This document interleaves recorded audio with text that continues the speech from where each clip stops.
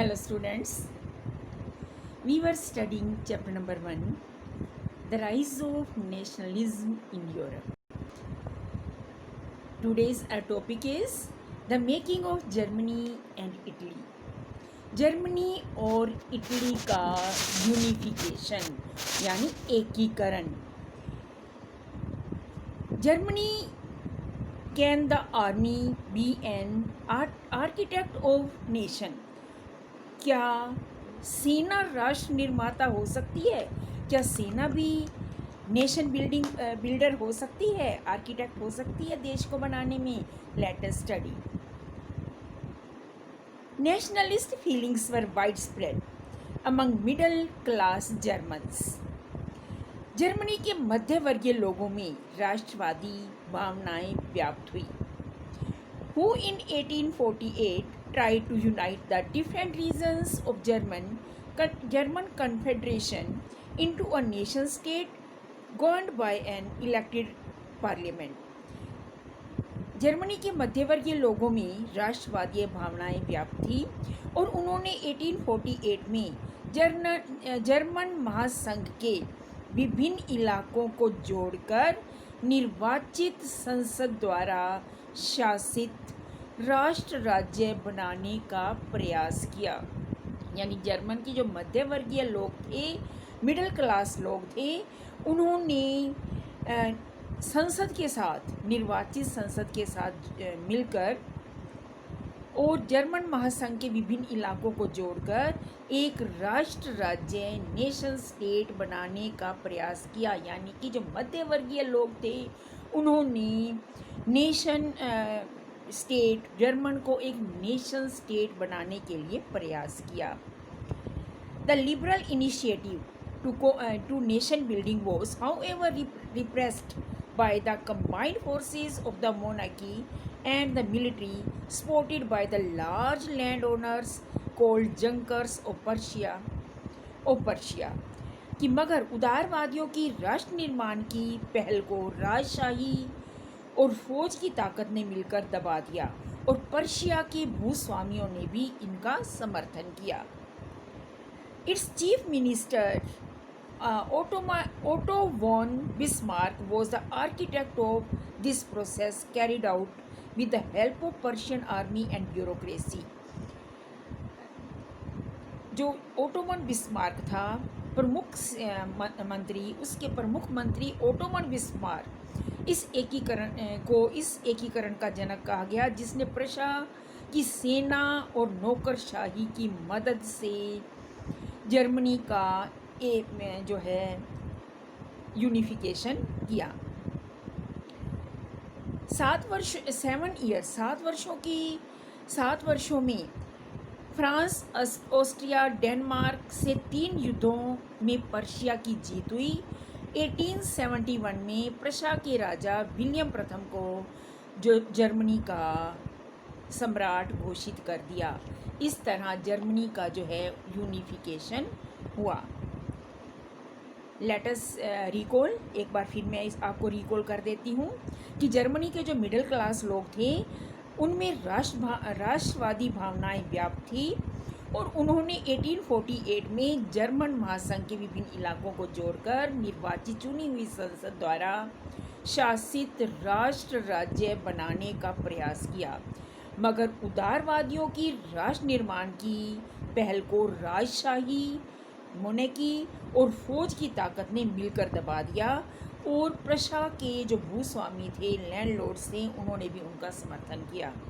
उसके बाद प्रशा में राष्ट्र के एकीकरण के आंदोलन का नेतृत्व संभाल लिया गया और 7 वर्षों में फ्रांस, ऑस्ट्रिया, डेनमार्क से 3 युद्धों में प्रशा की जीत हुई और 1871 में प्रशा के राजा विलियम प्रथम को जर्मनी का सम्राट घोषित कर दिया. इस तरह जो है जर्मनी का यूनिफिकेशन हुआ. ओटोमन बिस्मार्क की भी इसमें भूमिका थी. तो आगे हमारा जो नेक्स्ट टॉपिक है वो है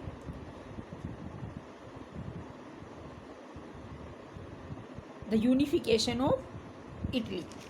इटली का यूनिफिकेशन है वो किस प्रकार हुआ, लेट अस स्टडी।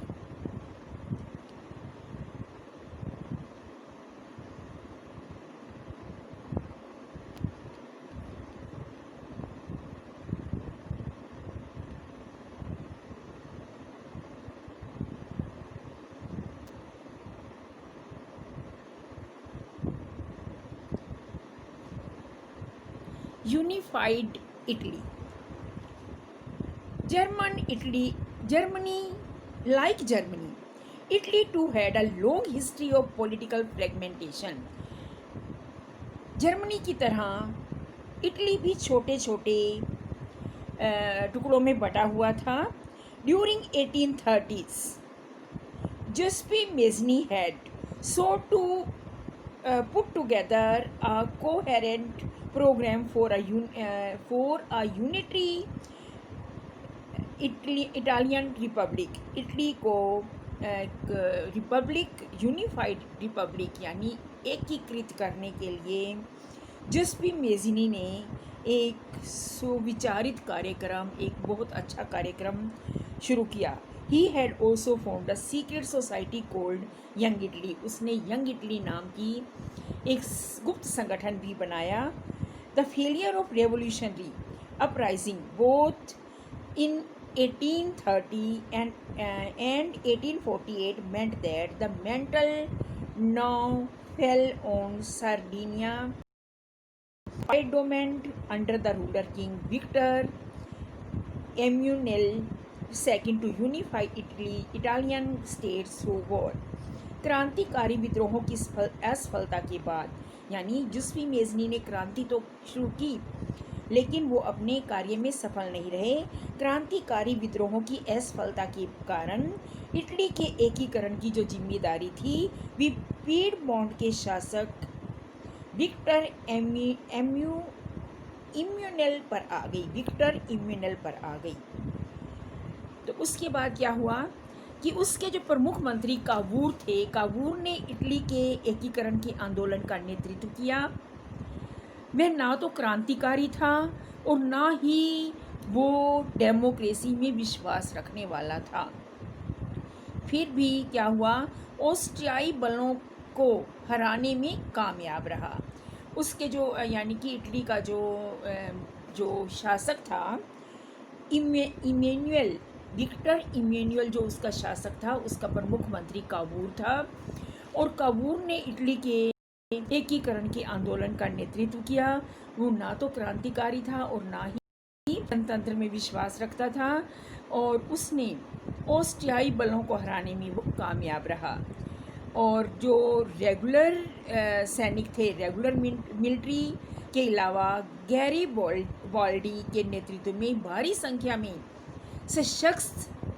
सशस्त्र स्वयंसेवकों ने युद्ध में हिस्सा लिया। 1860 में वे दक्षिण इटली और टू सिसिलीज के जो स्टेट में उन्होंने वो प्रवेश कर गए और 1861 में इमेन्युअल सेकंड को एक एकीकृत इटली का सम्राट घोषित कर दिया गया। तो इस तरह इटली का भी यूनिफिकेशन हुआ। आगे है struggle the strange case of Britain का एक ब्रिटेन की अजीब दास्तान। तो उसके बारे में हम नेक्स्ट वीडियो में स्टडी करेंगे।